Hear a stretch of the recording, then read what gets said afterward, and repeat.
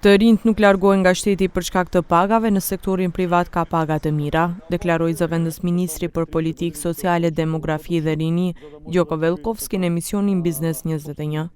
Ai po ashtu njoftoi grup masash për vitin e ardhshëm për të ndaluar largimin e të rinjve dhe për t'i rikthyer në shtëpi. Velkovski tha se përveç subvencioneve për punëdhënësit, po përgatiten edhe masa që të rinjt të kenë mundësi të blejnë shtëpi, si dhe masa për rritjen e lindshmërisë. Ai shtoi se ka disa ide të ndryshme, ndërsa masa do të publikohen vitin e ardhshëm.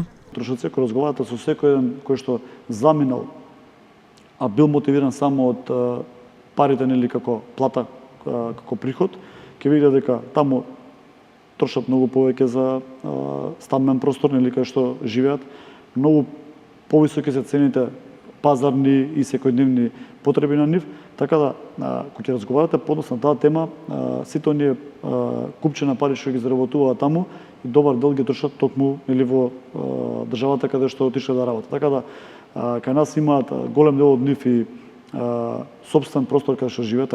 Sipas Velkovskit, këtë vit edhe pse ishte njoftuar nuk ishte fonde për të realizuar projektin Bli shtëpi për të rinjt, por ai njoftoi subvencione për blerjen e shtëpisë për të rinjt për vitin e ardhshëm. За жал, денеска го имаме таа цена на квадрат која што е вртоглава, како ме прашате мене, и е да не можеш да купиш тераса од стан, а не стан буквално.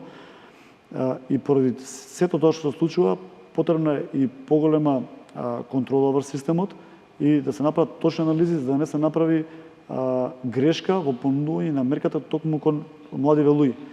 Velkovski për vitin e ardhshëm njoftoi edhe masa për rritjen e lindjeve, përveç ndihmës financiare për fëmijë, po punohet edhe për përmirësimin dhe lehtësimin e kushteve për prindërit.